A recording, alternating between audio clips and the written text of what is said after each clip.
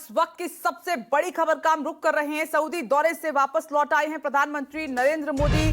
बड़ी ब्रेकिंग के साथ बुलेटिन की शुरुआत। सऊदी दौरे से वापस लौटने के बाद एयरपोर्ट पर ही प्रधानमंत्री नरेंद्र मोदी ने बैठक की, जिसकी तस्वीर इस वक्त आप देख रहे हैं, जिसमें राष्ट्रीय सुरक्षा सलाहकार अजीत डोभाल भी मौजूद रहे, विदेश मंत्री भी मौजूद रहे। उन्होंने आते ही आतंकी हमले के बाद के हालात पर और क्या अब एक्शन प्लान हो सकता है, इन तमाम बातों पर बात की है, चर्चा की है।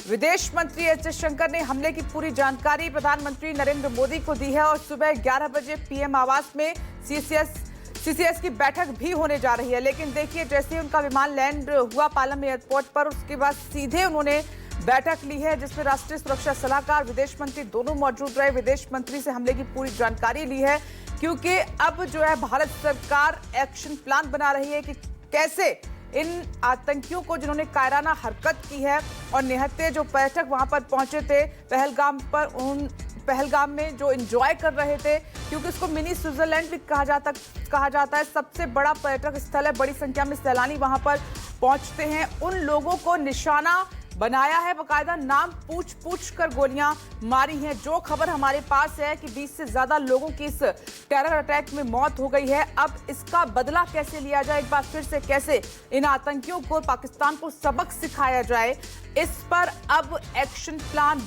बड़े स्तर पर तैयार हो रहा है। आप देखिए, प्रधानमंत्री नरेंद्र मोदी अपना दौरा बीच में छोड़कर सीधे वापस आ गए हैं। 2 दिन का दौरा था, लेकिन वो वापस आए जैसे ही कल 3 बजे आतंकी हमले को अंजाम दिया गया और सीधे एयरपोर्ट पर आते ही बैठक की ये तस्वीर आप देखिए। ये बड़ी बैठक है जो सीधे उन्होंने पालम एयरपोर्ट पर ली है। इसमें कौन कौन मौजूद है? खुद प्रधानमंत्री नरेंद्र मोदी, राष्ट्रीय सुरक्षा सलाहकार, विदेश मंत्री एस जयशंकर, जिनके कंधों पर सुरक्षा की, देश की सुरक्षा की जिम्मेदारी है। और फोर्सेस को कैसे तैनात किया जाए, क्योंकि पहलगाम की सुबह की तस्वीर तो हमने आपको दिखाई, वहां पे पूरे इलाके को कॉर्डन ऑफ कर दिया गया है चप्पे चप्पे पर। अब वहां पर सेना की तैनाती है, हेलीकॉप्टर से भी नजर रखी जा रही है। घना जंगल है जिसमें वो आतंकी छिपे हुए हैं, जो इनपुट मिले हैं, लेकिन किसी को बख्शा नहीं जाएगा। ये शब्द है प्रधानमंत्री नरेंद्र मोदी के, जब जेद्दा में थे उसी वक्त उन्होंने कल ही कहा था कि किसी को भी बख्शा नहीं जाएगा, अंजाम तो भुगतना होगा। इस कायराना हरकत का भारत सरकार जवाब देना जानती है और इससे पहले भी बड़े स्तर पर जवाब दिया गया, सर्जिकल स्ट्राइक के जरिए और एयर स्ट्राइक के जरिए।